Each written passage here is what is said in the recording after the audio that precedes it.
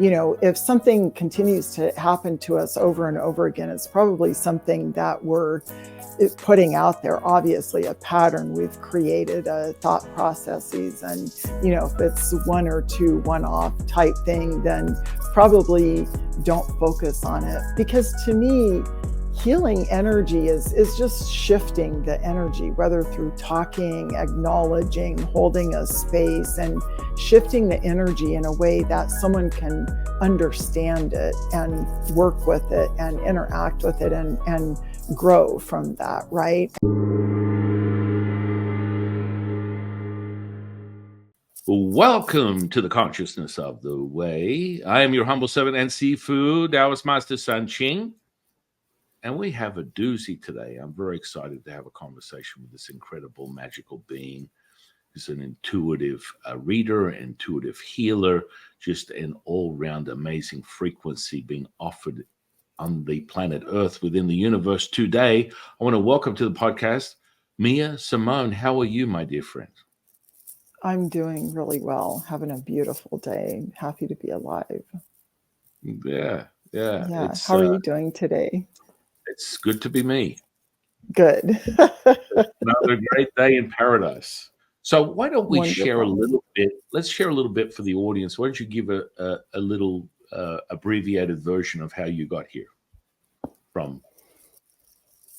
It's been quite the journey. I was born in Oregon and to quite a dysfunctional family. I grew up being extremely shy, and the one thing that I think kept me consistently just moving forward was I've always felt that there's something else other than what we see. And I always felt like I was living in an invisible world. And I just remember having different beliefs from everyone else. Like when people would pray for family members, or I would ask people, why aren't we praying for everyone in the whole planet? Like, aren't we all equal? And just different belief systems. And, I really flash forward it was a very trying childhood that I feel like I narrowly escaped, and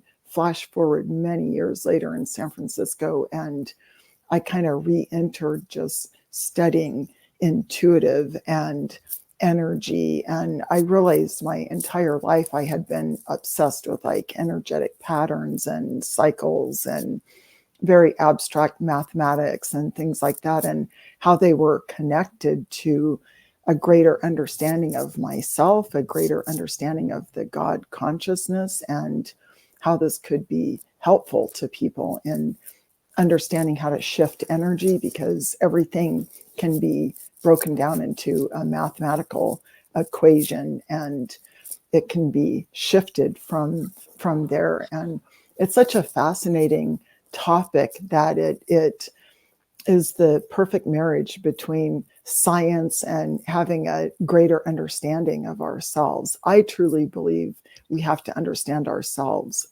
prior to trying to understand what's out there or bring it in. I feel we have to come from the inside and reach out and understand ourselves first.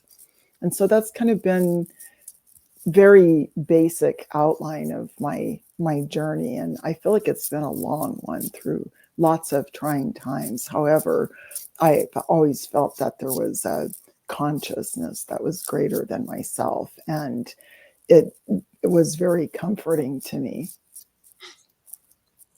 Wow. Yeah, it is that epiphany, that moment where you go from misaligned to aligned. You have an OBE, an NDE, a paranormal experience, a psychotic episode, a vision, an echoing of a glimpse of what we call the spiritual dragon. You chase it, you get a little taste. You need to keep following that because you see something, you hear grandma, you get a vision, you're insightful into things that you perceived before that weren't possible by being realigned to your true nature. And that's where I think Absolutely.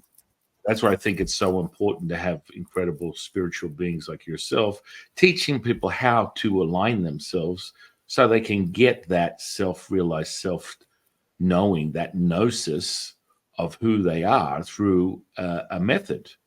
And, that's how you return what I would like to call return. Absolutely. Yeah.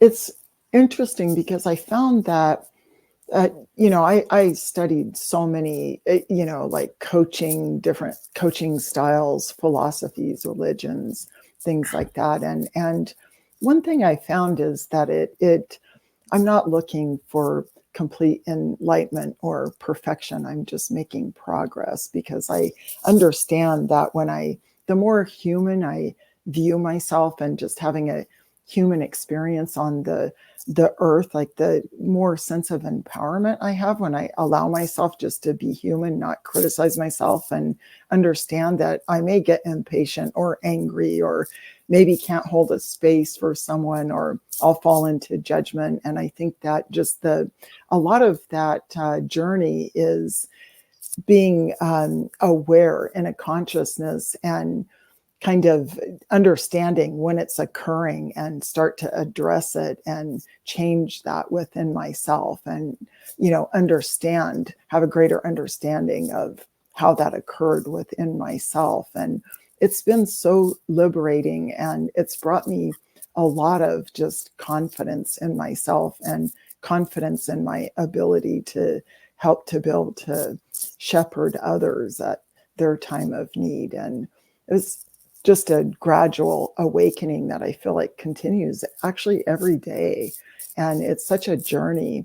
Mostly, I think that so much of my learning I love going to used bookstores and finding random books. I've learned so much from that, and getting deeply into the book and developing a relationship. And it's kind of a lost art. Most people don't read anymore, but it's been so valuable for me because of that personal relationship. And as a child, I was kind of bullied and I was a loner. And so I had to spend so much time on my own. And looking back on it, the life I have now, I see how, I had some kind of faith while I was moving through it, but just having that faith and, reaching for something better, I wouldn't change a thing. Even though there were a lot of really, what some people would view as horrible things occurring or what have you. And I see how just having that strength of resolve and sense of empowerment, and the more I learn about that, the more I want to share it with others. And, I've had a lot of just realizations over the years that may seem very simplistic, but they were so profound to me, such as one time I was sick and found out my friends were all out having a good time, and I had introduced them. And I was a couple hours away at the time, and so I wasn't invited to, the hangout day. And I was so depressed, and I called one of them, and they were saying what an amazing time they were having, and everything was flowing. And in that moment, it shifted me into such a place of power and happiness. And I realized more and more, like, that is when we can feel that and support others and let it allow us to, bring happiness to us because they're happy. And just, it's been like very small steps like that, but extremely profound ones. I remember the exact moment that I was feeling this and sensing all of that, and how happy I felt that, they were sharing in this new consciousness they'd discovered amongst themselves, and that I had introduced them. And so it's been like a lot of little just epiphanies, I guess you could say, like that. It happens. They're the crumbs. Elementary, my dear Watson. Elementary. It's so interesting because when I'm talking about it, it doesn't sound really, I don't think it properly addresses just like the depth, but it's something that it moves us, it shifts, and it changes our entire outlook on life, the way we embrace things, and just to give us, the sense of courage to move ahead in our own lives, and to see also just how much power we have personally to change the outcome of things, because I shifted into having a magnificent week that week. And it just is so empowering to realize these things. And then the next part is to understand, how do I live in that space for the majority of the time that I'm awake? How can I live in that space of being happy for others' good fortune, and not building my happiness off the sufferings of others' backs and things like that? And so it just creates like this moment of evolution that begins. It's a very easy line to trace back when I look back. It is. I mean, it can be so simple. I mean, from a Taoist perspective, everything within this material comes down to the simplicity of two things. You're contracting and expanding. That's it. Mm-hmm. That's the extent of it. I mean, I know you reference this new age spiritual language called science. I want to go down that route. Let's take a little look-see, because it's an interesting perception. It's another way to understand what you're doing. Sometimes I really embrace it, and sometimes it's nonsensical. But there are many reasons when you stand there and you go, I have a theory of everything. This is my hypothesis of reality. Yet you have this belief system, and this is problematic for anyone. If you come from biology, neurology, psychology, physiology, you're very limited at best. It's understanding that intuitive, what you speak of, what is the real seed of your own lens that really drives you to give you self-evidence. That's why you're a master of what you do, is realizing that when you are just one-sided, what was that old expression, one trick pony, it becomes a little problematic. And I think that most scientists that I speak to, physicists, they can have a great conversation, and then they want to dismiss some of the dialogue because it doesn't come in a formula or zeros and ones, so we can't measure that. Well, I can show you as an experiencer. So the experiential moment, the now moment, can be materialized, manifestation, magic, healing. That's how you know that you are what you would call within a physics model the 0 point, the scalar wave. Mm-hmm. The entanglement, the evidence of entanglement is realized with this bilocation, non-location, not theory, but that's, the simplicity of, distant healing. One of the first things I learned 30 years ago is it's like, oh no, yeah, go ahead. Albert Einstein's spooky actions at a distance, and there all you of go. those. Absolutely, yeah. And our minds are very separate from our bodies. They're not the same thing. And it's interesting you're talking about science. I'm a very firm believer in science. And for example, one thing I realized over the course of doing readings, that I started closing my eyes and going into a space of complete neutrality and only looking at the energy, so that I'm not judging it. I just want, what is the energy? And something I realized that by reading that way, I see things, and my mind is opened up to things that I had never encountered or imagined. And most often it absolutely resonates with the client that I'm doing the reading for.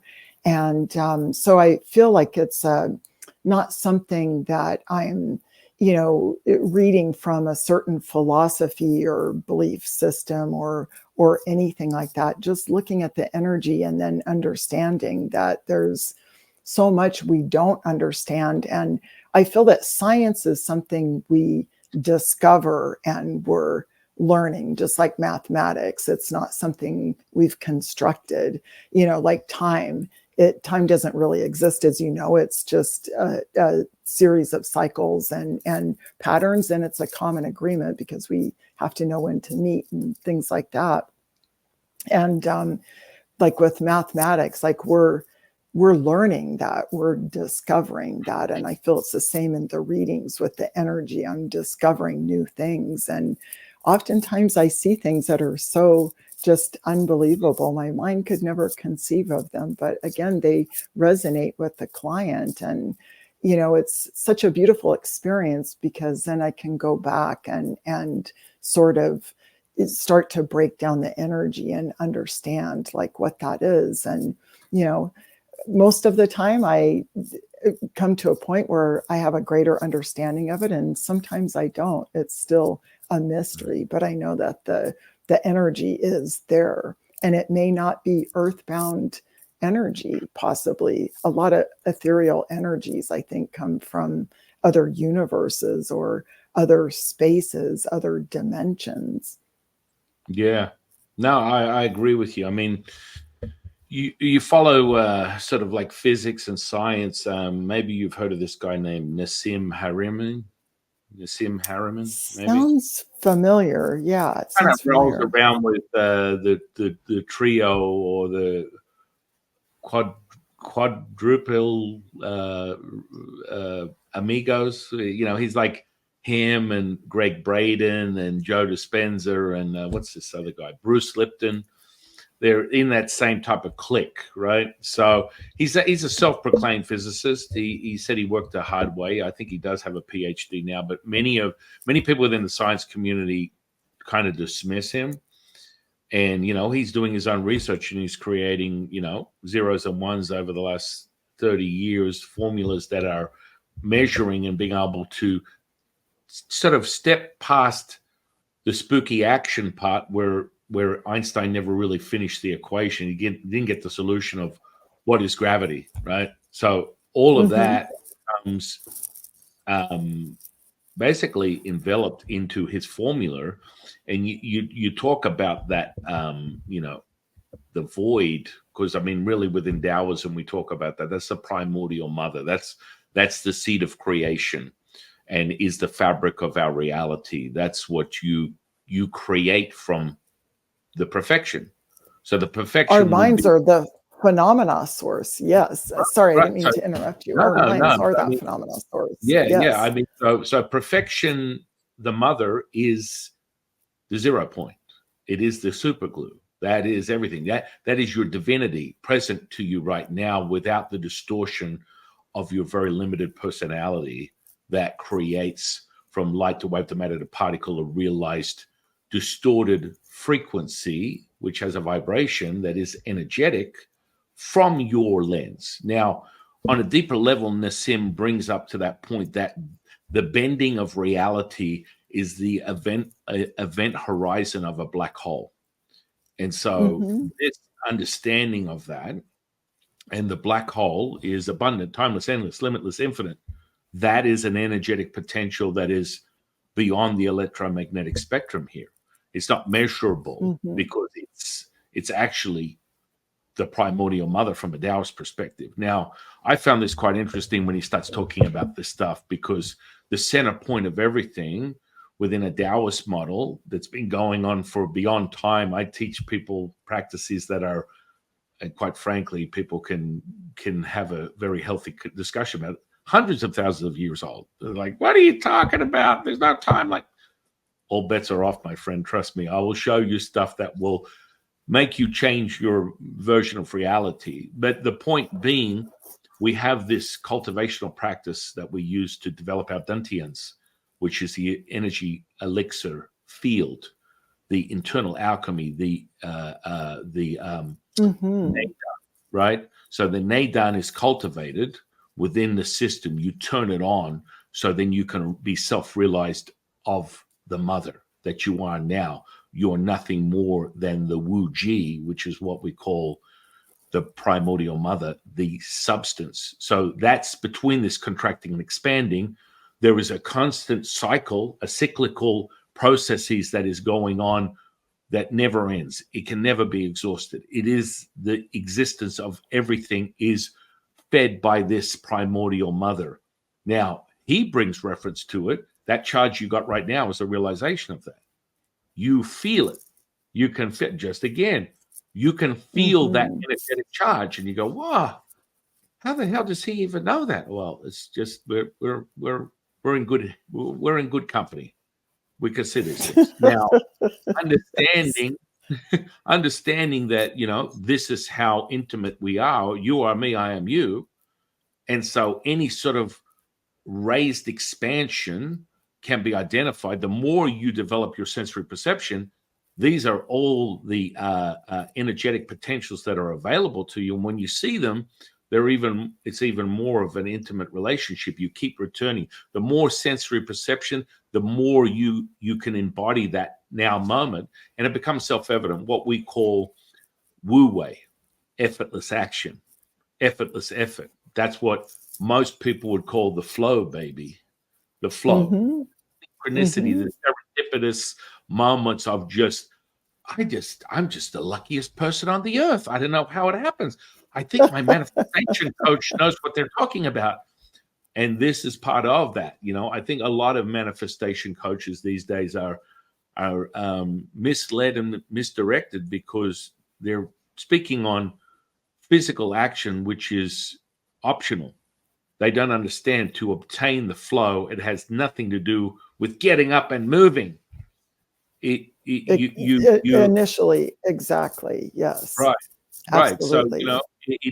so anyway, he comes to this bending of reality, and he finishes the equation. He solves, in his own admission, he believes he solved Einstein's equation. Like, I've solved it. I've got it. I've got the formula right here. Okay, well, I'm not going to sit here and split hairs on that stuff. What I do know is that one of the alchemical processes that we've been using for thousands of years to activate the internal alchemy, when we start taking the crystalline perfection of platinum, gold, silver, and you incorporate that into alchemical processes that you use with the energetic potential inside you, this physical tuning fork, we have this process where it's called the death of a star, the rising of that spirit energy, and the revealing of the black hole energy. And for example, this middle dantian is the earth. This represents the earth. It's attuned to the earth, and it accesses all information.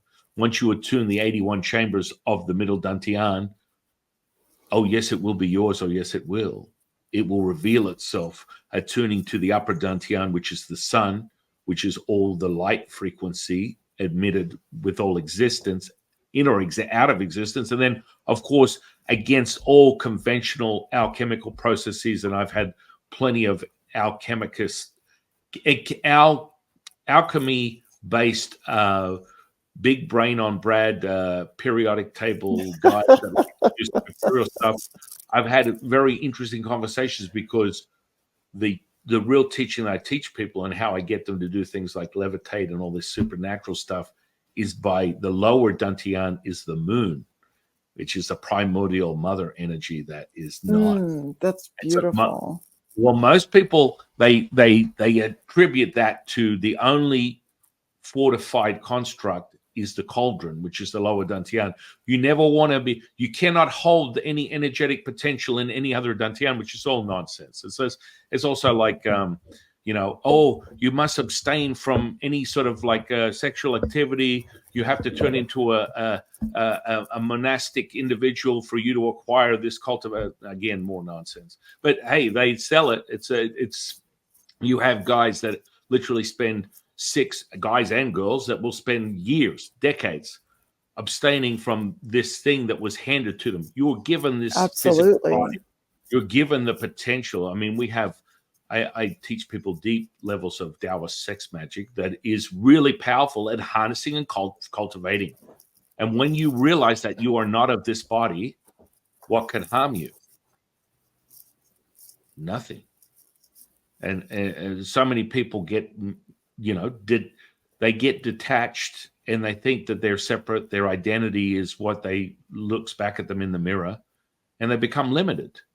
and they look to people Very. with a white coat, right? They look to people with a white coat that tells them, you're sick, you're well, you're good, you're bad, you're up, you're down, you're in, you're out. This is, again, subjectivity and limited to this polarizing duality. And once you enter that center point, all bets are off.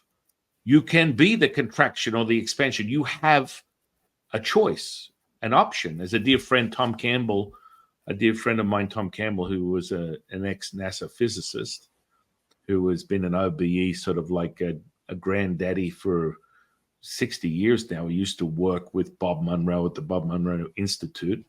He has his own theory of everything, my big toe, my theory of everything, reality, and he uses what he calls the LCS, which is the large consciousness system, basically saying that he has all the receipts to verify and roll it out that this is a simulation. You're in a hologram. This is a one-player game. There's NPCs, and you just go to town. And your attention intention changes the probability of what the outcome is. And so that simplicity moves the needle. Well, I'd do that all day long. It's like, oh, grandma's in a coma. She's going to die tomorrow. No, she's not. What are you talking about? The doctor said she's gone. She's not going to make it.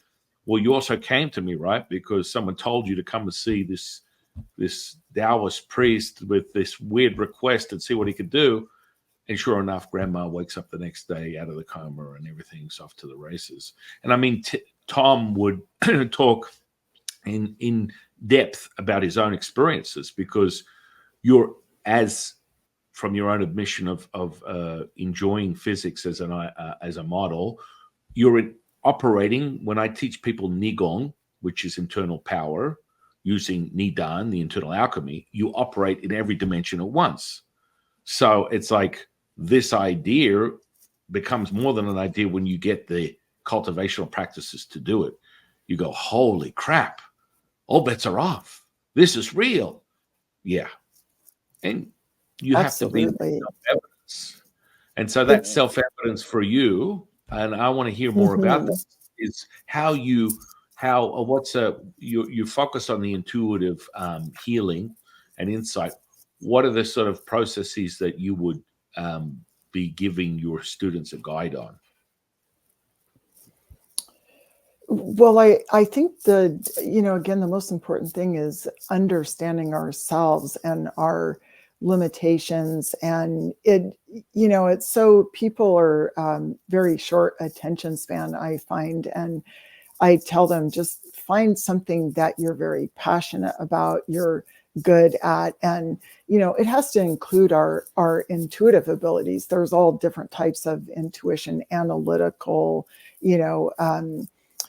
memory, intuition, and then some people are just very gifted. There's empaths. And I think it's having confidence in ourselves and understanding what our shortcomings are and what we're really good at, focusing on one thing. That's one of the most important things, and not going into doubt. I find so many people call me and they're in so much doubt about everything, and inevitably it typically comes from someone who's close to them that said something to them and put them into doubt. And I find today, unfortunately, many people are not happy for others' success. And that's one of the first things that happens is someone gets really excited and, they'll share it with someone, and that person has, they'll say, well, what about this? And what about that?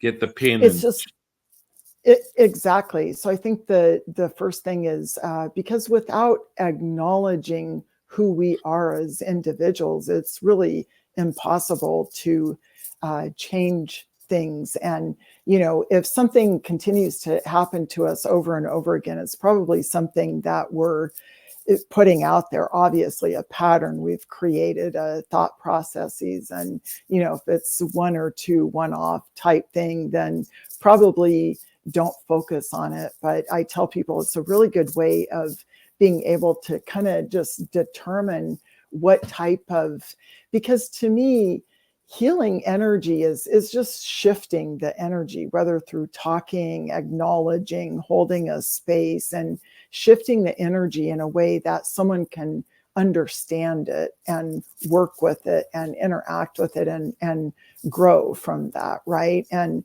that's one of the most difficult things for people to do, because people come in, they're like, I don't want to hear anything bad or negative, or tell me what's going to happen in my future. And I try to instill in them, so much of it has to do with you. Things are going to happen to us, and do you believe in yourself? And to have that space around yourself and an energetic boundary where you're moving forward, as opposed to things just coming into your space and having a reaction to them. And although these are very simple concepts, I feel like it's the beginning constructs of just learning. Because if we look at like intuitive and teaching intuitive awareness, if we're just learning someone's system, then how does that information connect to us if we're using it in everyday life? For example, if you have a habit of choosing,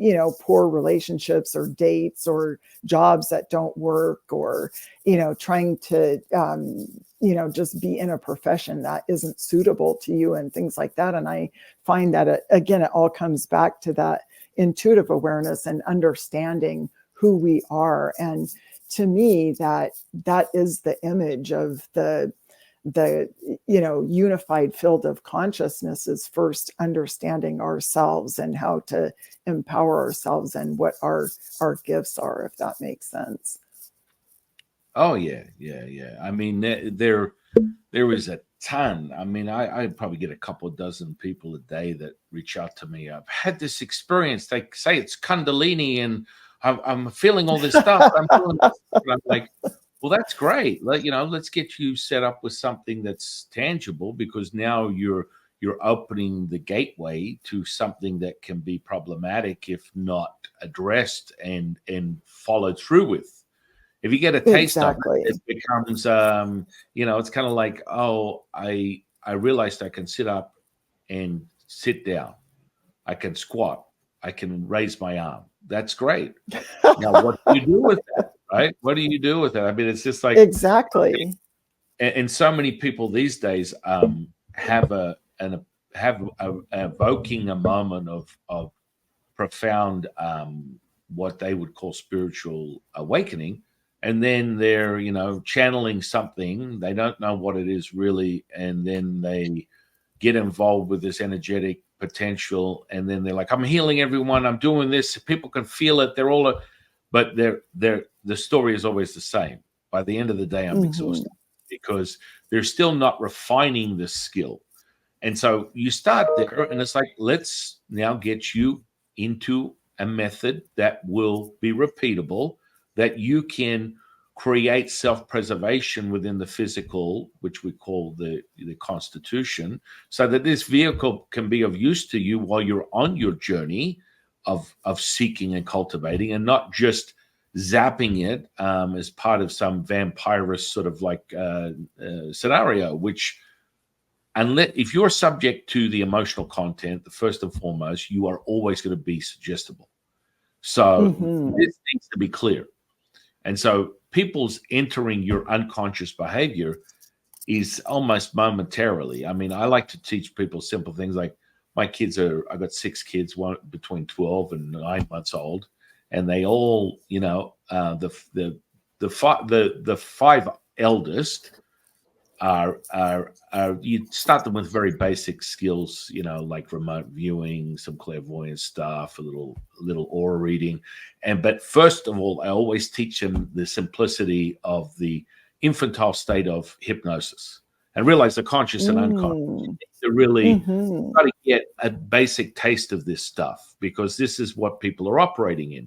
Now, when you get to high levels of as you put it, intuition, that's on a frequency that goes beyond the separation of electric and magnetic, right to left brain, intuitive to intellect. Oh, absolutely. Now just a massive source of information. and it comes to you at will, like the click of a finger. You will obtain the information. That's from your own practices, your own cultivation. But as you're being hijacked through your environment, this can be problematic. And most people go on they get excited. Oh my goodness, I don't want anyone else to know about this. I'm the next coming of Jesus. I'll just keep it to myself. And it gets exciting because you're like, oh my goodness, I witnessed a healing. I was just talking to them, and that their whole body started convulsing, and there was all this energetic potential. And wow, I'm not letting go of this. I'm like, the first thing you need to understand is your gift is your offering. And people are like, what do you mean? It means that you give, you will receive. It is a cycle of this polarizing effect. And the more you realize everything is contracting, expanding, that's just what it is. It will return back to you. And the servitude, the selflessness will be realized, and you'll cut right to the chase instead of this. It's cause and effect. Yeah. Sorry, go ahead. No. It's exciting because you and I are on the same level, the same frequency of understanding this. And people just get all caught up in, there's this deeper need to be in fear of their own shadow, be in fear of others. And listen, you need to take your stepping stones as far as you need to go. If you initially enter, your level of entropy is low, and that means that you are, realizing that, it just happens and you don't put any thought to it, then crazy stuff happens. Like, just be childlike in your nature. But if you have a high entropy where things are extremely distorted, you're going to have a very problematic issue with how things are coming out in your own experience because of that very roadblock. And that just comes from, where are you at? So you want to start with fear, identify that, realize that that's just energy, and that you can go down the path of why mommy didn't give me cookies when I was 5 and I didn't get a glass of milk and an Oreo, and someone else did. And, it's funny that we have very similar backgrounds. Like, when I was a young boy, I went through a tremendous amount of bullying. And I honestly felt like I was living there. It wasn't an epiphany until I had a conversation with JC just recently. About 3 months ago, I was talking with Jesus Christ. And I'm like, it seems very interesting how much of a sacrifice I made as a child, almost like your path of your own realization. Even though I'm not resonating with this Christian thing, I do appreciate the symbolism and how paralleled it was with this whole bullying thing. I could go. The biggest issue that I had as a child was being accepted because I was running gamma all day long, high gamma. I could run rings around times over. I could be focusing on 10 kids that want to beat the crap out of me because I just used a word they've never heard of before, and they can't even find it in the dictionary. Yet it took them a week to realize that I said something as asinine as mentioning to them that they're a troglodyte, and they had to find 5 people to work out what that was. I go, I need to beat you for that. Oh, thank you so much. So you go home as deficient children, unfortunately, get beaten by your parents because they're raging alcoholics and drug addicts. And then you come to school and go, oh, the weird kid. He's just too weird. And he doesn't back down. It's a real, that was another thing. It's like, my will cannot be broken. And that's really subjective to how you perceive reality. But I've had as many as 10 kids stomp on me at one time. And the worst thing that happens is not after the beating, because that's the very infant transitory moment of, it's when I stand up and go, is that all you have? Come on now. You got to do better than that. Come on. Really? Is mommy beating you harder on the weekend, or what's going on here? And I mean, this is my perception as a little smartass when I was a kid, realizing that you can't break my will just because I perceive the world differently, just because I'm running the juice at a higher frequency and I can absorb things at a rapid rate, which is just part of that gamma brainwave, is like this synchronicity and ability to be conscious at 100%.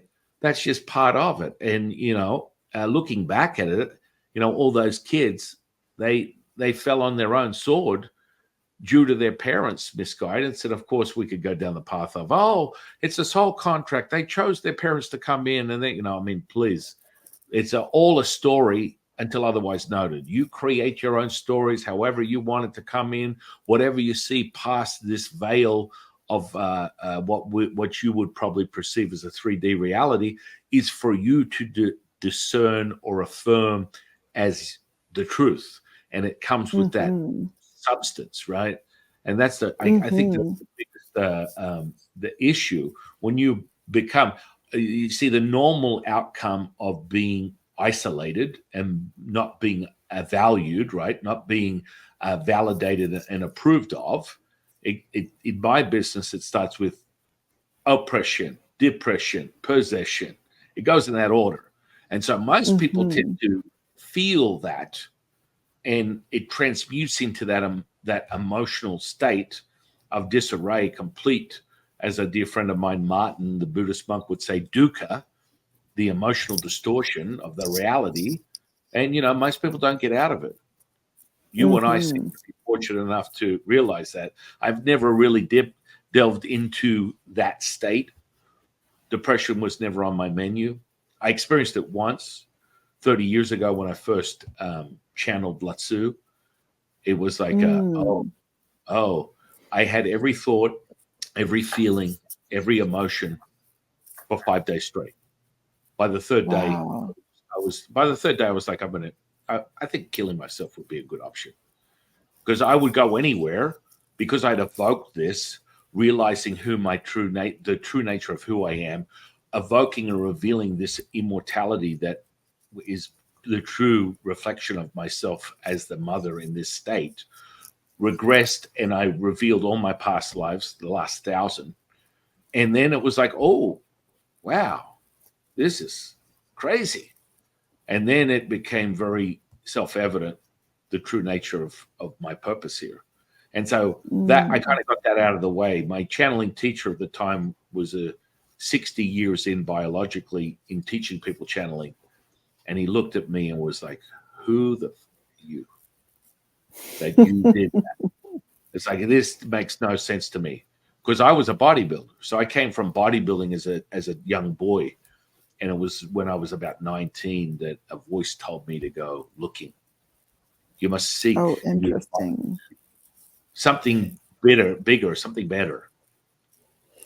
Absolutely. I know right after I was born, they actually called a priest to the hospital to do the last rites. Apparently I had crossed over, and so I always felt different. I remember when I crossed over that I saw someone who appeared to me as Jesus Christ, and I asked him if he was the Messiah, and he said, no, I'm just appearing to you in this way. I don't want to frighten you. And if I appeared to you in another way, I wouldn't understand or be able to trust him, because, in Oregon, you're raised as a Christian typically. And I had always remembered that. And years ago, I was reading a book by Dr. Melvin Morse, he was a pediatrician and started studying children who had crossed over at a very young age. And they had the ability to really make it through anything life presented them with, and to not become bitter, and to always be searching and growing and taking responsibility. And typically he traced it back to the fact that these children stated that they knew there was something else beyond, and they crossed over into another dimension, and felt that, and were able to see things on a subatomic particle level. And so I feel like no matter what happened, no matter, I spent so much time alone as a child, and I always kind of felt devastated, no self-esteem. I was told I was stupid, and, got beaten up lots of times. And I feel like no matter what, I always knew that there was something else that kept me moving forward and not being bitter and reaching for something more just peaceful, even if it was just at the time peace within myself. And I'm a true believer that there's, another level or levels of reality that we can interact with. And even if it's extremely brief, it can oftentimes transform our whole life. If we allow it to. And I learned a lot from that. And an example is that we have emotions, they're there for a reason. And I truly feel a lot of times just my anger about the way I was being treated or my situation led me to believe that I had ethical values I wasn't willing to compromise on. And, I was not going to acquiesce with the bullies or, my family trying to encourage me to do things that weren't legal, things like that. And it really kept me going and just being able to experience those emotions on a level. And it's really interesting because you're talking about the teachings, and I feel that life is really a lesson in all of these teachings. If we just look at the energy, or we feel the energy, and we're allowed to feel it no matter in the moment what it feels like, it can result from something, incredibly beautiful, as our mind is that phenomena source and everything springs from that. And I do believe we receive information that through osmosis, or if we think of cell signals that travel to a satellite in a matter of seconds, or you and I speaking on this, and our hearts and minds emit electricity, as does everyone's. And I feel we're constantly sending and receiving information. And for example, just having a conversation with you, I can pick up on a lot of the sentiment of what you're teaching, or the energy, or from the feeling of it, the vibration, the signal it sends, to both my heart and my mind. And I feel that those are both extremely important, because you need the analytical kind of to, guide you through life in proper ways, and understand how to make use of these teachings, whether it's Taoism or, however someone chooses to learn. And it's our heart, or having a space of neutrality or compassion for others, which I realize is not being a doormat. I tried that. It doesn't work. It's a sense of empowerment and being able to, put up invisible boundaries and have our own agenda, but again, without building our happiness off the sufferings of others. And so it's interesting, because I feel like we may be using two very separate languages or approaches to describe what, our experience today, or teachings, and yet it is exactly the same thing in a meeting of the minds and the soul. And energetically, there's just a connection and an understanding. No matter what verbiage or approach you use, it feels like it has the same result in leading to a place of a greater enlightenment. And it's just so beautiful. I'm not seeking perfection, but a lot of times people think that, I'm an energy healer, and I'm obsessed with it. It's what I do all the time. I'm an avid reader, and, in everyday life, I'm growing so much. I feel like I'm such a flawed person.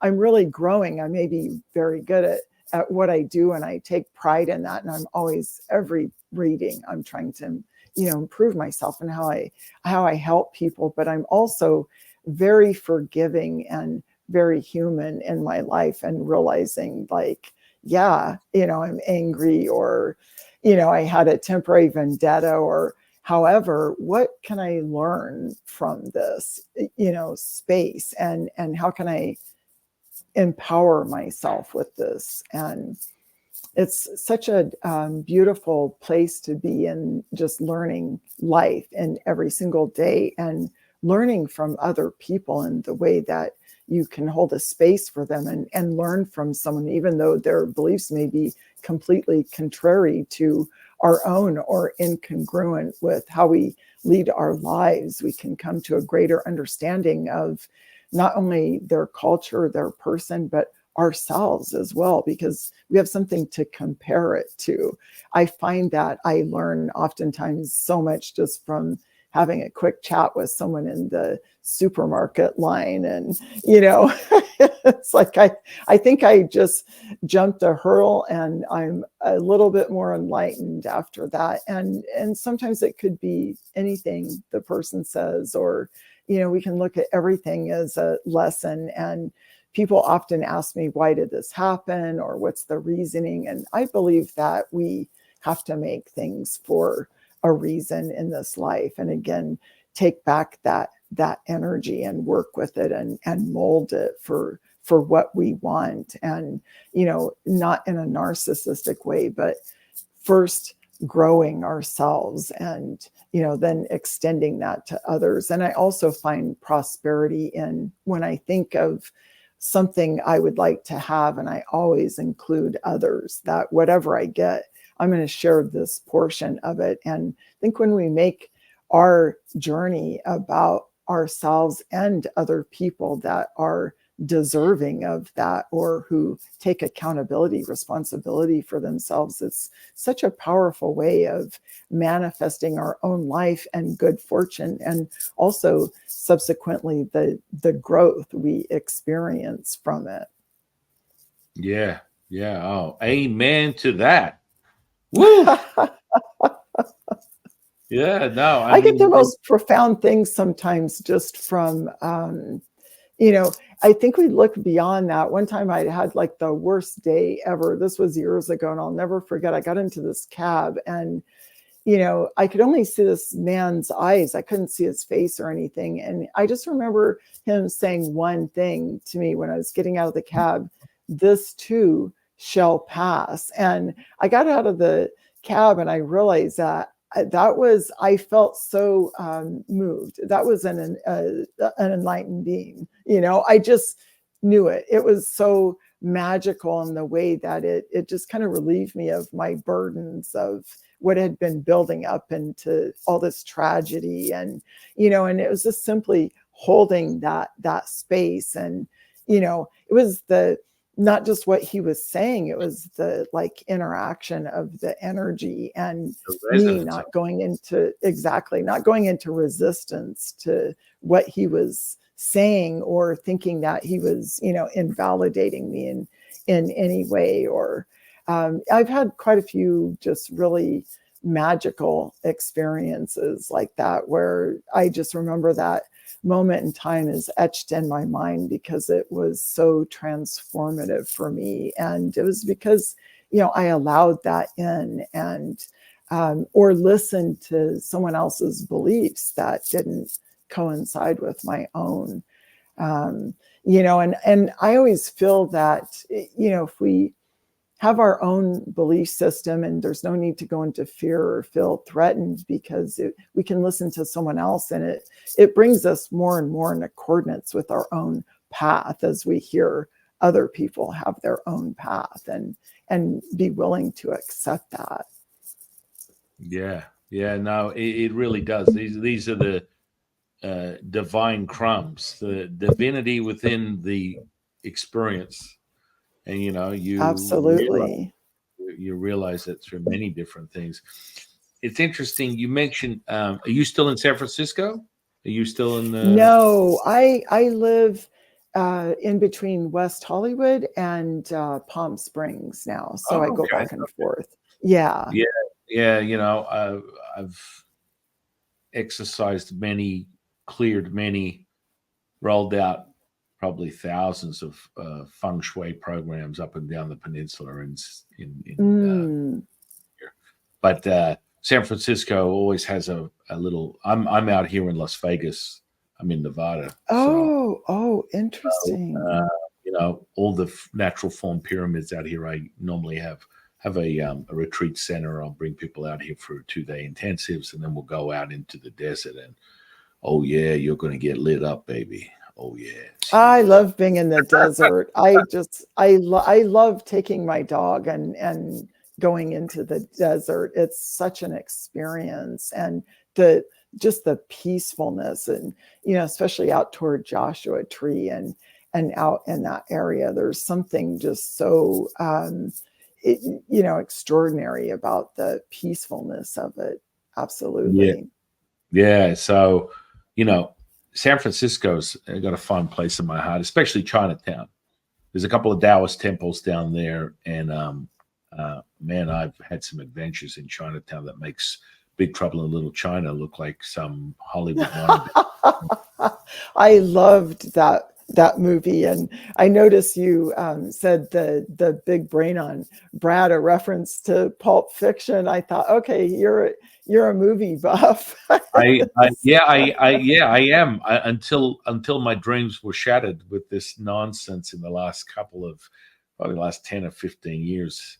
Just the creativity of that expression being hijacked with other people with other agendas. It's just time wasting. It's like that art form is being choked out, and it's no longer really an expression of creativity, in my opinion. It's being run with a narrative and agenda that you can't just go and embody that anymore.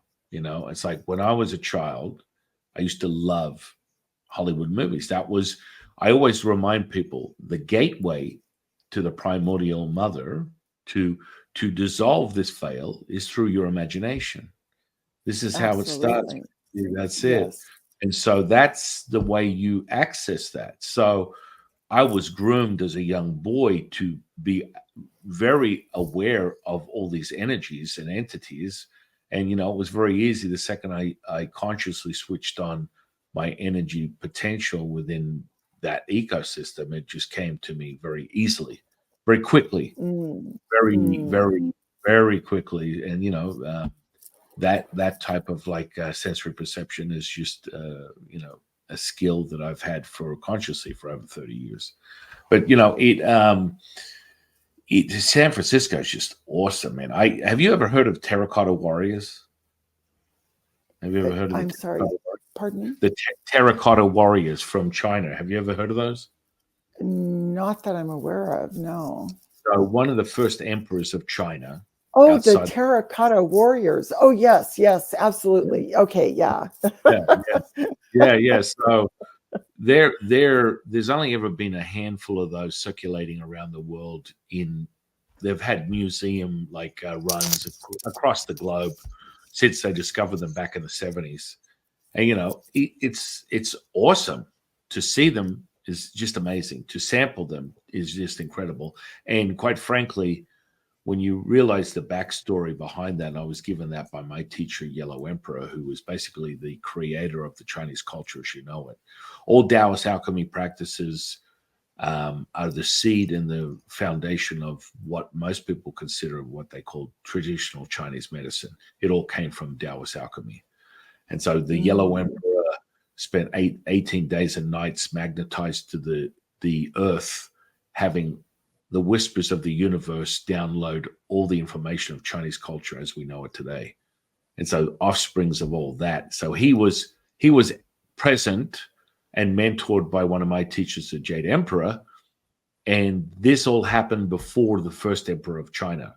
In any case, the terracotta warriors were guarding the first emperor of China, and they kind of exhumed them from the soil, and they're just there's a formation of them around this tomb, which is a pyramid. What a shock. Holy moly.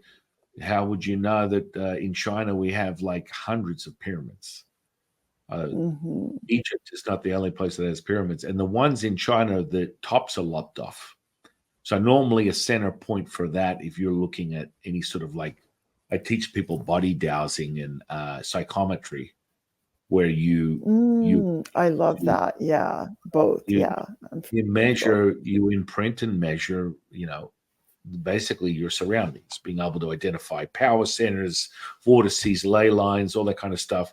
This is a mastery that has been around beyond the test of time. And that's where most people put, sacred spots, churches, temples.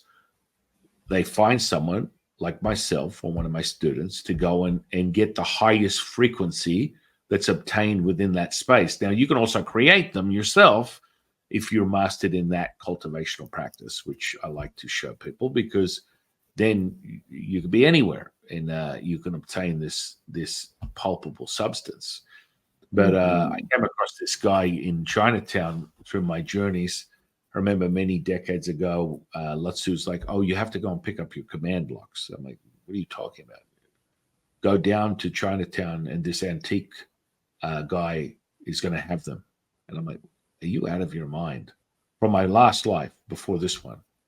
And he goes, "Yeah, I came over here in the 50s and I had these things, they call them Taoist command blocks from some Taoist priest.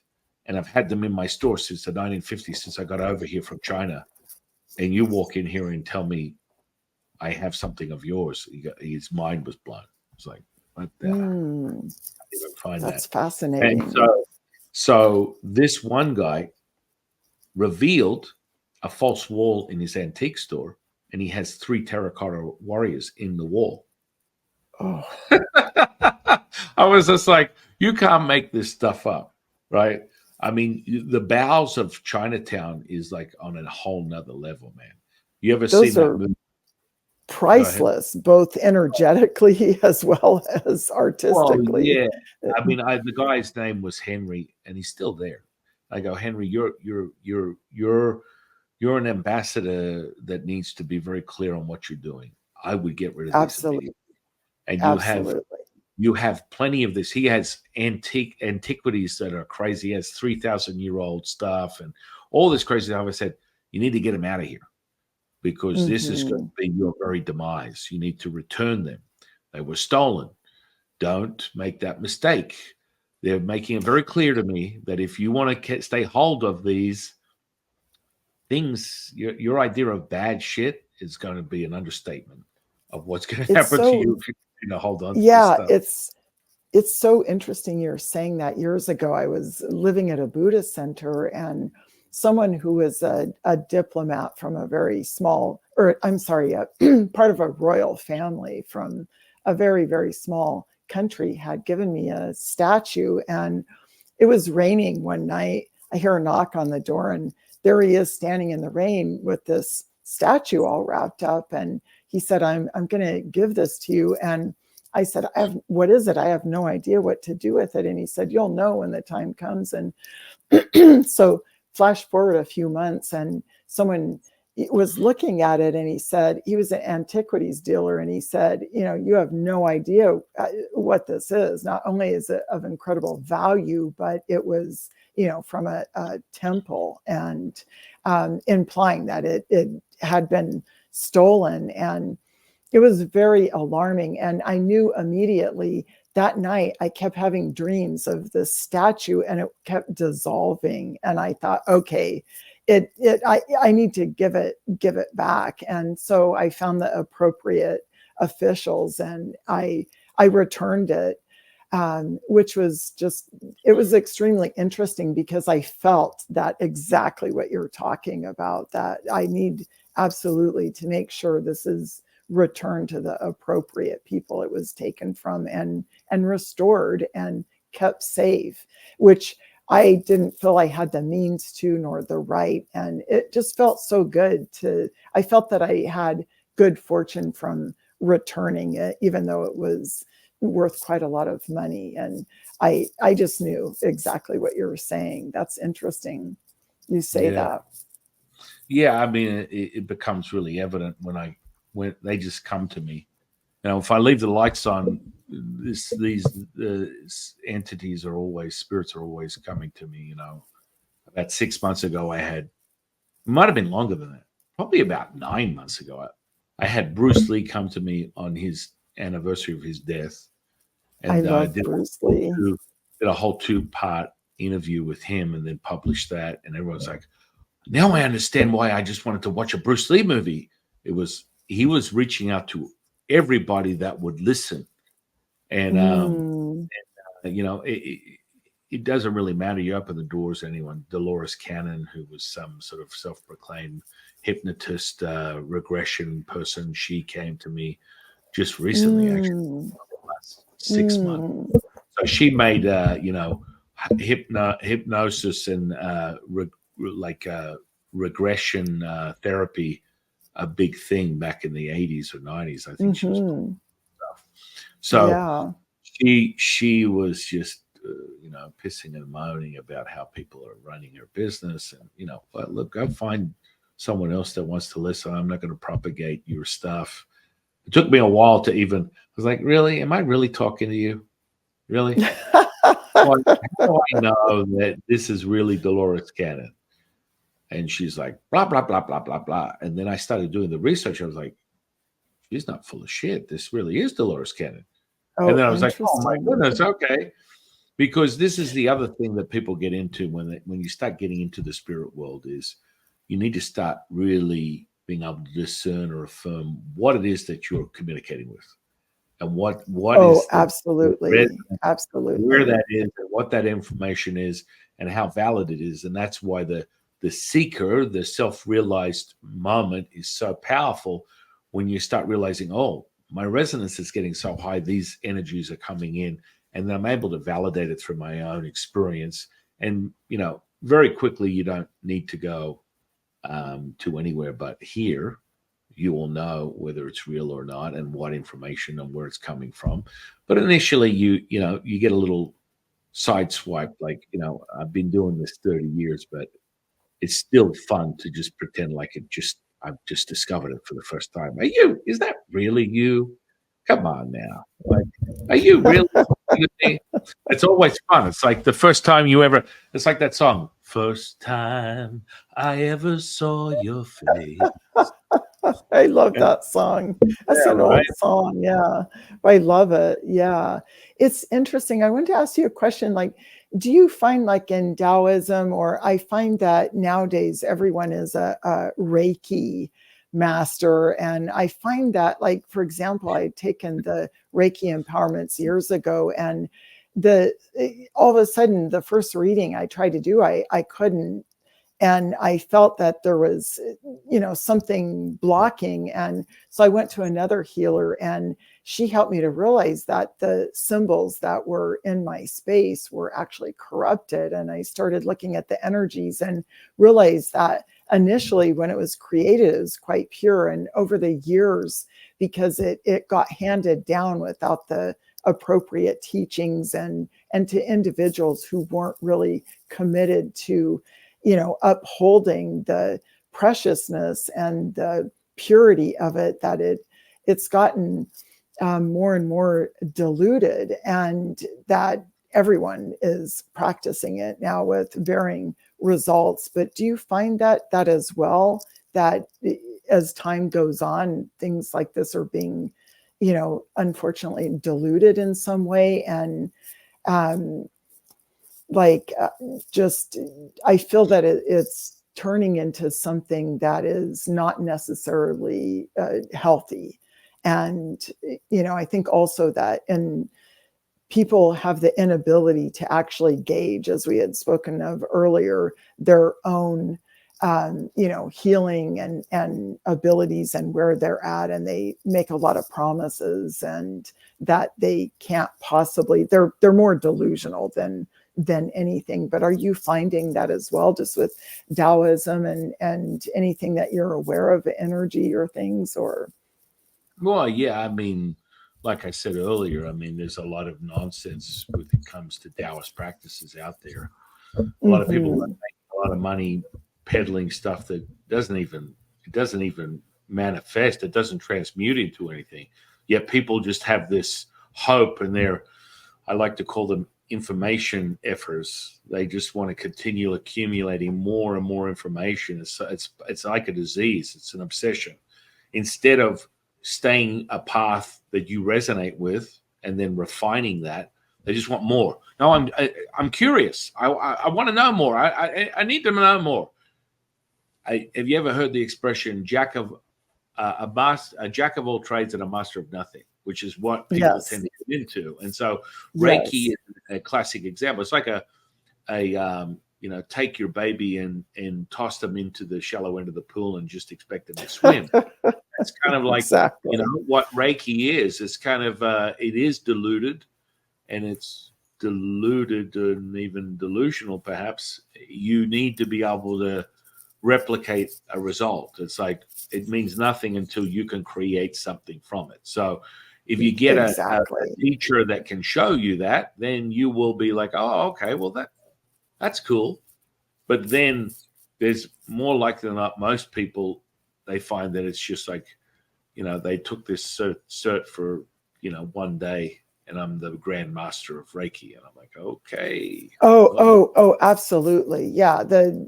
I was really surprised because I think I did like 3 hours of study, and all of a sudden they were giving me the empowerments, and I had the symbols removed because it felt so corrupted, and I felt that it was creating more problems. And the other thing that I find, when I'm healing, I tend to use the person's own energy, because regardless of what state of mind they're in, I find that it's the most powerful, and it's something that they can then take and duplicate on their own. Whereas if I'm interjecting something else, it's a very different experience, if that makes sense. So, sometimes people will walk out and they'll, what did you do? How did you do this? And I always reassure them, this is your energy, and you can learn to access that at any time.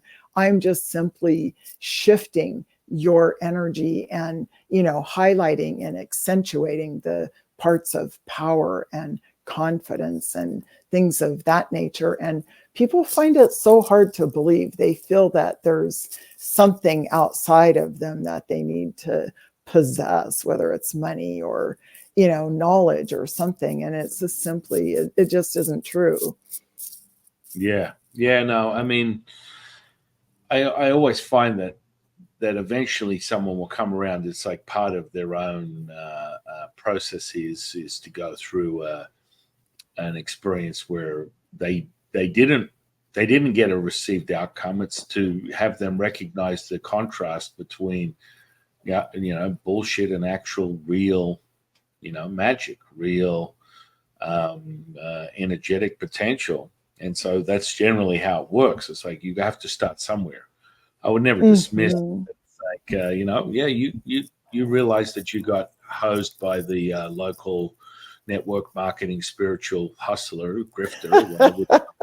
Got grifted, and now it's your guides have brought you to the real deal, and I'm going to give you a Mr. Miyagi experience like you've never seen before. You know what I mean? Exactly. It's so interesting. I just love doing readings, and I'm just so obsessed with energy, and I love, if I can help someone. And I always vacillate between putting social media out, but I find that if I want to be famous, I'm either an entertainer or a charlatan. I don't really have a desire to be famous, but I want to put my material into the world. And I have so many mixed feelings about it, because I don't want the readings and the healings are not about me. It's about the individual. And people tend to, so many people think I'm holding some type of special power that is,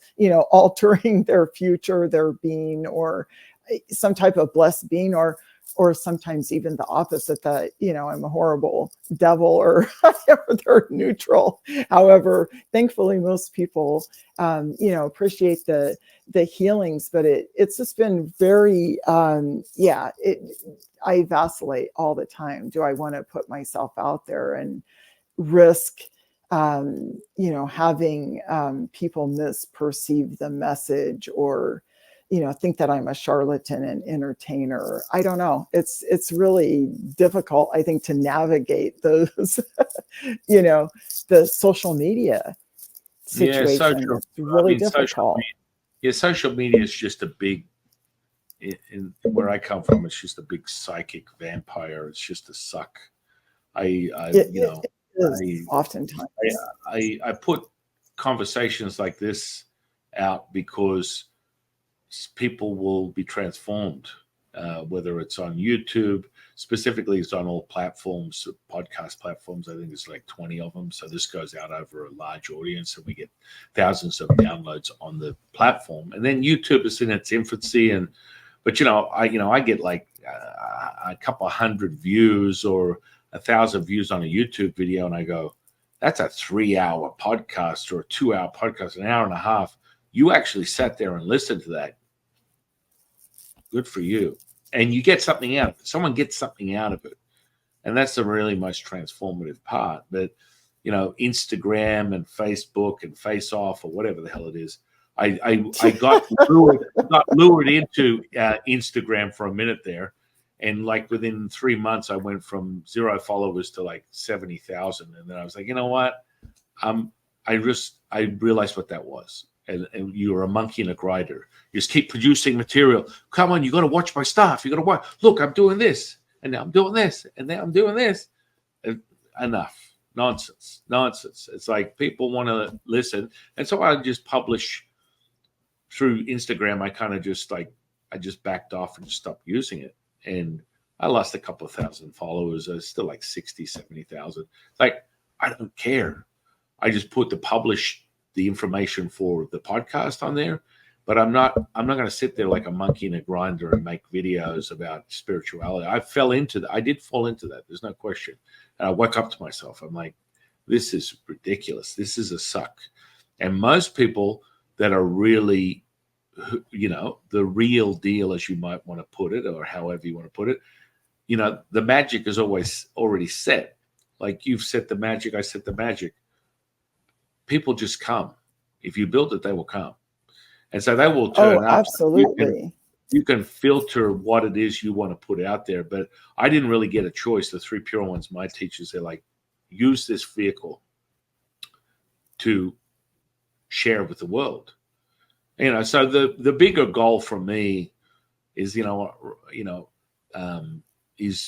I have a couple of really big opportunities right now that were constructed from magic I cast for other people.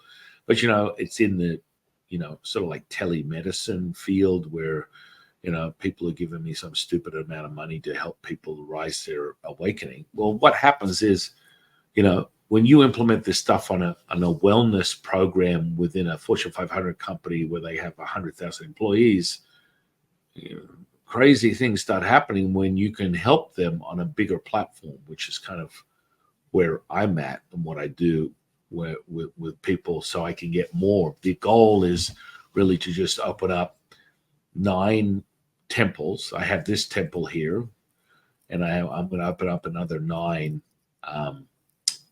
throughout Vegas, Colorado, Montana, Wyoming, Arizona. I love that. And with those temples, they will have schools, Taoist schools, where people can bring their children or themselves, and they can learn more about the nature of reality and by returning to themselves, instead of this hijacking of young minds and polluting them with this nonsense they call academia. It's just ridiculous. I agree. I couldn't agree with you more. Yeah. It's distressing in so many ways. And it's really good to hear that you're expanding this and building these temples. And you're right. People will come. Absolutely. Definitely. Yeah.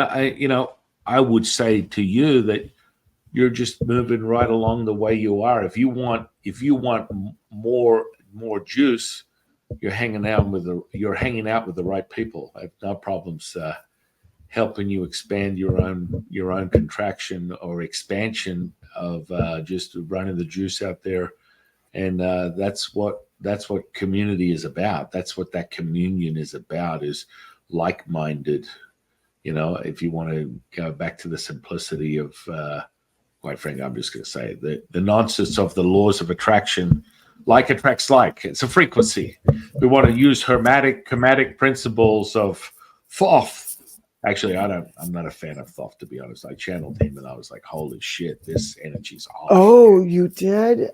Really? With the Thoth that you channeled that?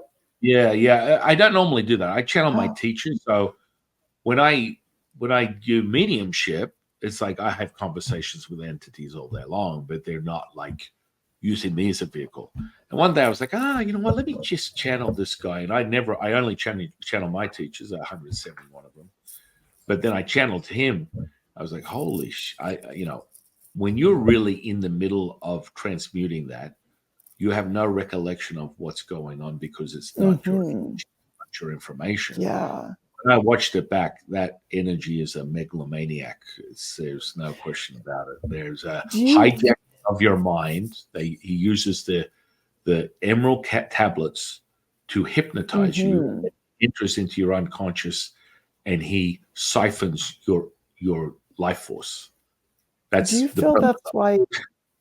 Yeah. Do you feel that's why Aleister Crowley was attracted to that energy, or I've from his book and from what I've heard, he was kind of a megalomaniac, or I don't know how you'd refer to him, but would you say that it is a very similar energy to Aleister Crowley's, or like in that kind of darker, you know, way, or? through his admission, he's not claiming that. Like Oh, he's interesting. I telling me right didn't now realize that that. that's not the case. But yeah, level substance, drugs and alcohol, whatever he was using, was a whole nother that he believes was his unraveling. And I'm like, Yeah, okay, absolutely. Yeah. I don't know that much about him. He just like popped right in there and started having a conversation with me. So I'm like, okay, so you're saying that he's through his own conscious admission, he's still floating around here like a you know, a turd in a bowl. He still has not transmuted to a higher transmutation of a return, which generally happens to everyone. For some reason, he's earthbound, enjoying the trappings of his own ego. I have no idea. Maybe people worship this guy. I'm not getting much of a bump. He's kind of like his energetic potential is very low. It's almost like a gray matter. There's not really the issue when you get earthbound as an entity is that you're only as good as your life experiences. So you're stuck with that. You don't get the upgrade. You're not getting the upgrade of the higher divinity, right? And so through his own admission, that's it. That was drugs and alcohol. I'm like, okay, whatever. I guess. I mean, that happens to most people, but that was his weakness. That is what unraveled him. He still believes that Thoth is, you know, on a that Thoth energy is low frequency, low, very, I very. agree. I Yeah, agree. It's it's interesting. Sorry, as we're chatting, and the first home I lived in Palm Springs, I started to realize how many spirits were there, and one of them I was actually able to. I couldn't find anything, on the internet or anything. I was actually able to track him down and identify, who had passed there and his father and exactly what had happened. And I realized it had opened some sort of portal for other entities to come in. Eventually, I had to move from that house. It just got to be too much. And it was so crazy. But something that just struck me that I hadn't realized, that the couple of years I lived there, you're absolutely correct that when you're earthbound and you're stuck here, you're not able to live beyond your life experiences. That's so fascinating. Yeah, I hadn't like acknowledged that until I heard you say that, but it's very true. And that was my experience in the home that yeah, I lived. yeah. No, I mean, when you look at Thoth's energy, and the question was why world domination. Oh, that sounds delightful. That sounds like a really beautiful, positive contribution to humanity. World domination. Mm. And so, if you hadn't noticed, there's this like flavor. There's a spiritual flavor. Now, a dear friend of mine, James Tunney, who's a scholar and a barrister from Ireland, who's a spiritual conscious guy who's a devout Catholic, but he's right into And the also Gnosticism. an Right? attorney.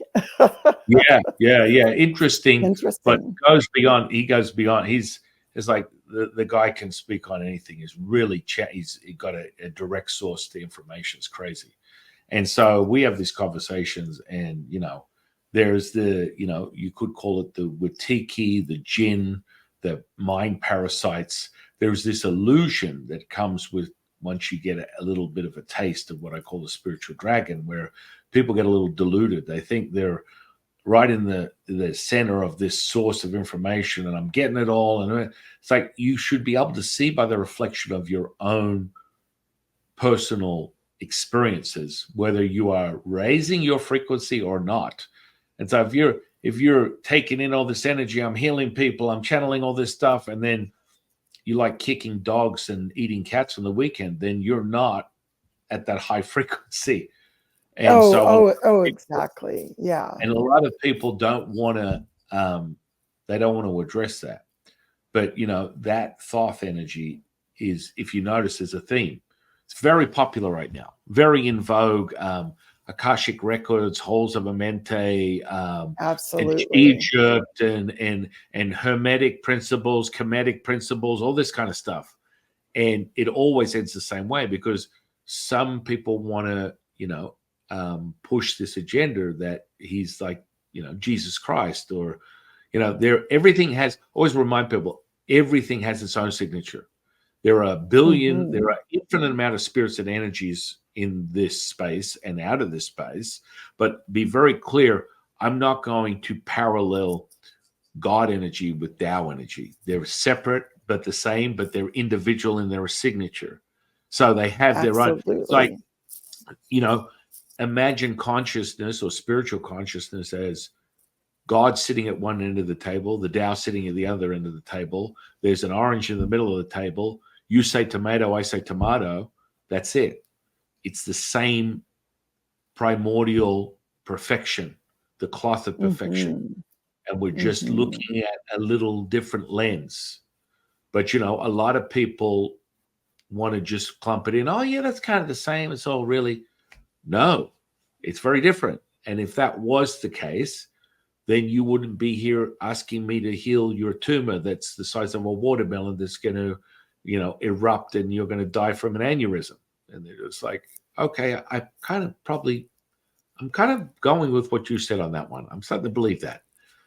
Well, I mean, the whole purpose of it is to identify the energetic potential, and the profiles are all unique but the same, cut from that cloth, but they're distorted by the individual's experience.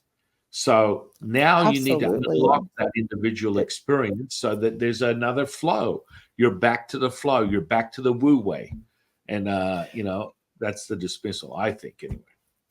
It's so interesting you're saying this. And if we take the, our fingerprint and how they're each, everyone in this universe that has a different fingerprint, and they're starting to study the energy of our bodies and realize everyone has a very unique energy signature. And their scientists are starting to be able to form that into the next fingerprint. So when they look at the, electromagnetic field, the aura around our body, they'll be able to identify us. And so many people are interested in the science because they're wondering if it can be used to determine about past lives and actually be able to trace them.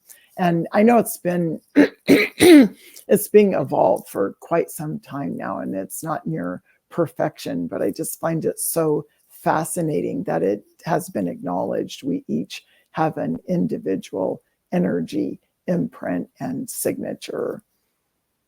Yeah, it's exciting times. I mean, It really is. They're still looking for it in the scientific community. I have an actual cultivational practice that can make you the next coming of psychic Jesus whenever you feel like it. And you can read an aura at will and check that frequency and energy, which you're already doing. But I think some people find that they need to see the zeros and ones to make it real for them. yet you can give them a reading immediately. That's the part that people can sort of like digest. Absolutely.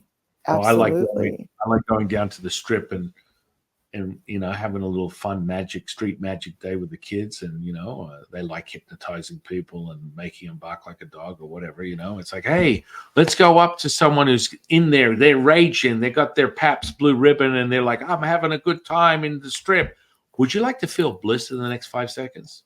Absolutely. The friends get their camera out and they're setting up to videotape this, because this is the world we live in. Everything's on tape. And in the same second they say that, I go, sleep. And they're like, look, their friend's passed out standing up. And their friend with the camera's going, holy shit. What happened? This guy walked up to me 4 seconds later, and my friend is passed out standing up in the middle of the strip. And I'm like, okay. Now let's get your friend. We're going to always walk away from this experience, right? So the experience is always important. That when someone walks away from an experience like that, it's a healing. So I always ask them to request, what is it on the menu that they want? And so I'll ask their friends, because that person didn't really have much time to really digest that. What is it that they want to find love, or they're feeling a little deficient or whatever? I'm like, well, let's make sure that they're not. So we're going to help them realign. I'm going to give them a frequency to help them realign themselves so they can find whatever it is that they're looking for. And through this experience, it's going to be a visceral, kinesthetic, a somatic experience that is going to be realized instantly. And so, you do funny things, and like the kids love that type of stuff. But then I'll be like, erase their name, take their wallet and keys, shake it in front of their face. They wake up and they're like, oh, and their friends videotaping this going, this shit is really happening. They're acting like nothing happened. They're like, so when are we getting started? And their friends videotape this going, holy shit. No, you said I was going to feel bliss. When are we starting? And their friend is like, holy shit. And I'm waving their keys and their wallet in front of them, right? And their friend is videotaping. I'm like, are you missing something? And they're like, you know what? Yeah, I think I am. You sure you don't know what it is? And they're just freaking out. They're freaking out because it's right there. It's happening. And that charge you're getting right now gives you a validation of that. And so then, and the same, it's basically the same. I just shift the frequency a little bit. They turn around, they look away, they turn around, and they're like, oh my goodness, it's Justin Bieber. Because, of course, this is called shape shifting, ladies and gentlemen, real time. So they're looking at me as if I'm Justin Bieber. They're like, oh my goodness, can I get an autograph? Of course you can. And their friends are like, holy shit, this is really happening right now. And then it turns out to be sleep. And they're like, what's going on? How did this happen? I just asked you if you wanted bliss. And you said yes. So this is what we call street magic 101. And then it's like, okay, so let's get him back up here. And he comes back and he's like, okay, so when are we starting? And their friends are like, holy shit, is this really happening? Now, when you hold the line like that and you're being exposed to a registered frequency that you're not familiar with, you're returning to it, you go deep into what someone would call a somnambulistic state of someone would call trance, right? So deep that it's almost unmemorable until otherwise noted. And so the second I go, remember everything, and they go, holy shit, that really happened to me this whole time. And I mean, these are just basic skills that people should know about and understand, because they're being propagated and they're being performed on you on a daily basis. So you should be aware of them. It would be a disservice for me not to teach people these fundamental simplicities, because it's happening all day long. And feeling amazing and getting into that state is like an entry level that needs to be given to everybody. And the ability to realize that you can do that at will is a part of healing. It's a part of, in my opinion, a part of healing. But the state that people can get in, and then realizing that you can change instantly. We're not waiting for 5 years. Absolutely. minutes. You can be wherever you want to be instantaneously. It's up to you to now rediscover that and realize how powerful you are. And At what moment do we change? That's what I always ask people when they think it's some long, arduous journey. It's like, but at what moment do you change? If you observe change within someone, at what second or moment did that occur, right? Like, right. As to what you're saying, it exactly. It doesn't have to be a long, arduous journey like people often believe.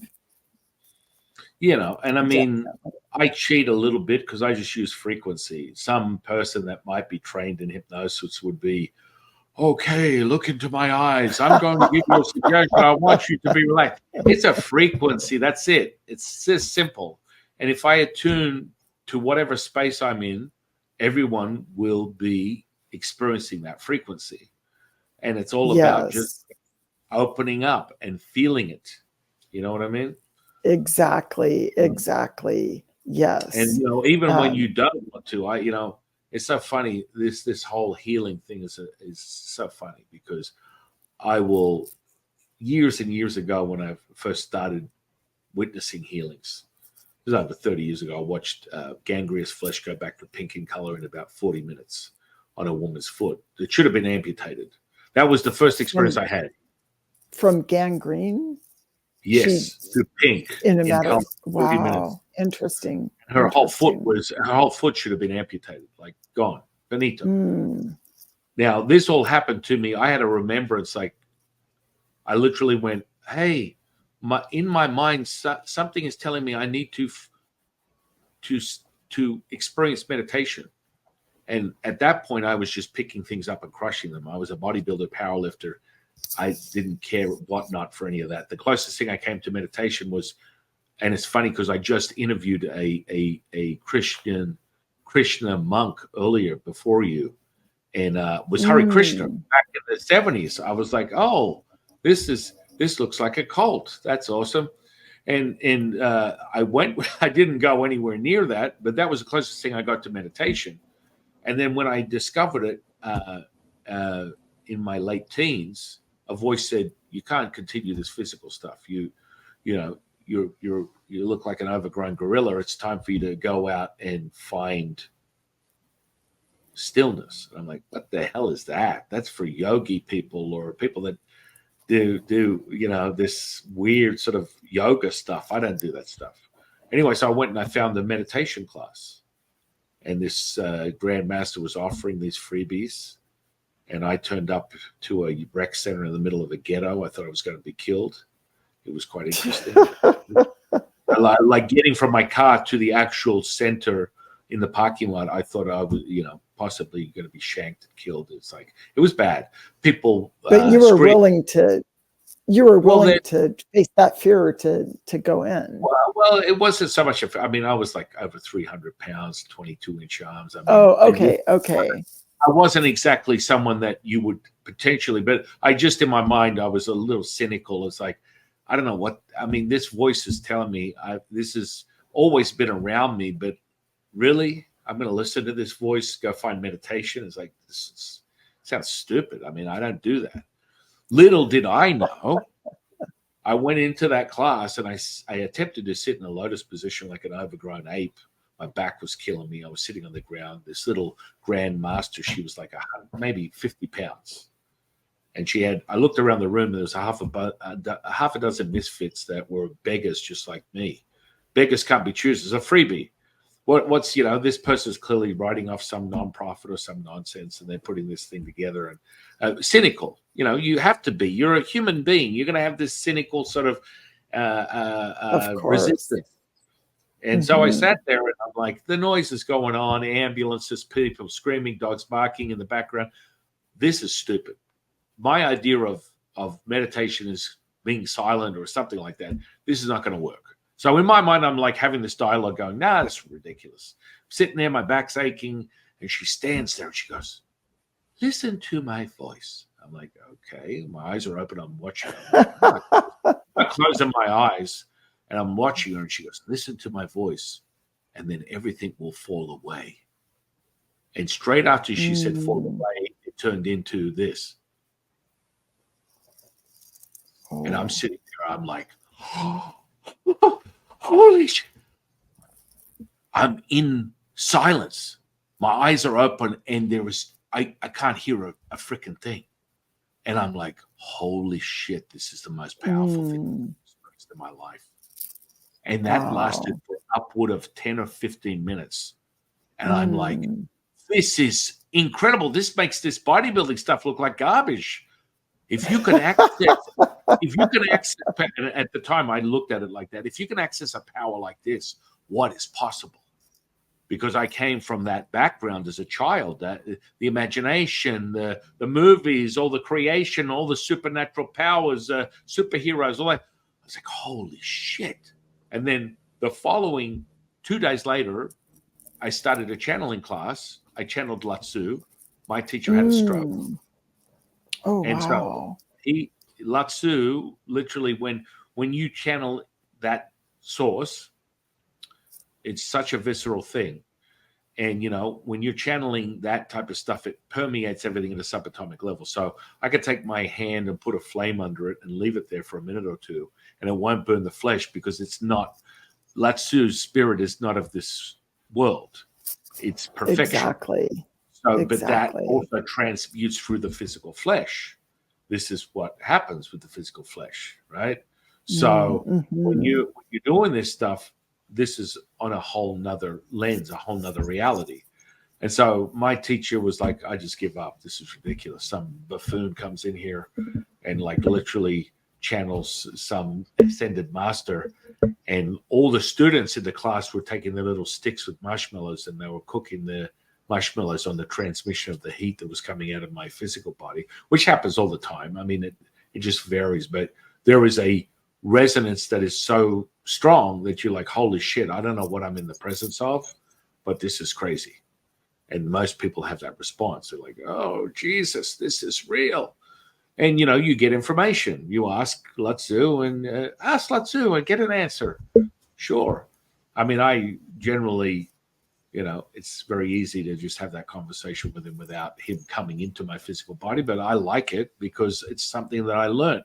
It's a natural habit. And then, of course, 2 days after that, I watched that physical healing, and 30 years later, here we are. This is how it works. Wow. Yeah. So incredible. So But incredible. it's one of those, you're misaligned, then you become aligned. You're misaligned, then you So realize, true. holy shit, anything is possible.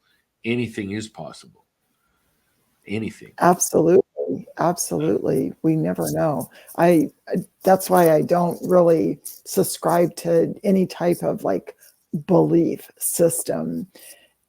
I just look at the energy, feel the energy, experience the energy, and growth from there, which ultimately is, I truly believe that we are made in the image of God, and we become more and more like God as we go on that journey and look for a greater sense of consciousness and or a unified field of consciousness.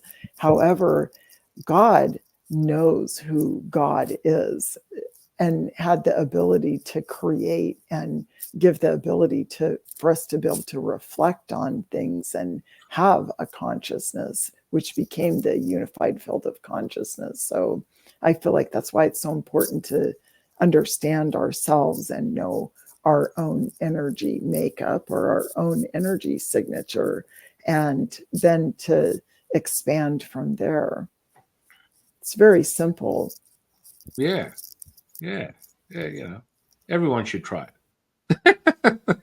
It's like, Well, yeah. it's interesting. It's like I would get into these complicated scenarios of like how, people get labeled as like such as a narcissist or things like that. And I would go through some whole complicated just viewing to try to understand like what's going on, or how could I identify them in order to understand how to relate to them, or anyone for that matter. And something I ultimately realize is like it just is so easy to see where the individual's energy is sitting. Is it all coming toward them, or is it going out or by viewing simple things like that, it tells us really where that individual is in terms of how evolved they are, how much understanding they have of their life and others. And we also, once we start to understand ourselves, then we have something to compare it to. We understand because we then can, expand that to understanding others and not using it as a comparison, as a way of they're better or what have you, but just understanding the differences, and it brings us closer to consciousness, if that makes sense. Amen to that. Amen to that. Yeah. Amazing. Yeah. Well, this has been an incredible conversation, my dear friend. I think we covered I a feel lot. like you articulate it in a much better way than I do. It's so interesting. I've just done so many readings and just read so many books. I spend so much time by myself. I love being alone. And I think that I'm reaching a certain point where I understand most of these concepts are quite simple when you actually experience them and you have knowledge of them. However, explaining that, I think for me, is extremely tricky because people perceive everything so differently. And I can say things to people, and someone yesterday said that they had recommended someone to me, and she said that she told that person that the reading was so dark and negative. And I used to take something like that as very offensive. However, I thought that I was being very honest. If I'm not honest in a reading, I'm nothing. It's not going to be helpful. And I was just being very honest about the situation, and she perceived it as being negative because she wanted to hear that her path forward was something completely different. However, she had not done any of the work. She just wanted that, and that spiritual bypassing, which I think you were maybe suggesting earlier with the law of attraction. A lot of it is spiritual bypassing, or as if you're just thinking positive, that things are going to, come to us. And I find those people, it's really interesting. They're like, I don't want to hear anything negative, or you're being so negative, but what they're actually displaying or, conveying is like invalidating and negative if you can't experience your own emotions, if that makes sense. So it's all just really interesting what you're saying. Yeah, yeah. I mean, it's you say tomato, I say tomato.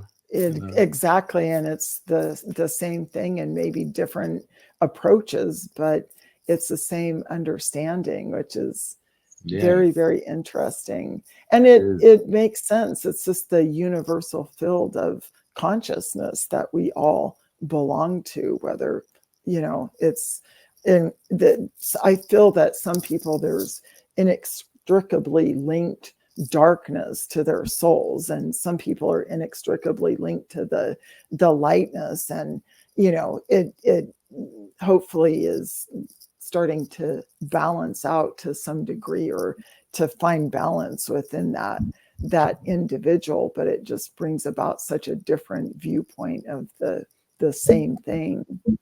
Yeah, yeah, I agree.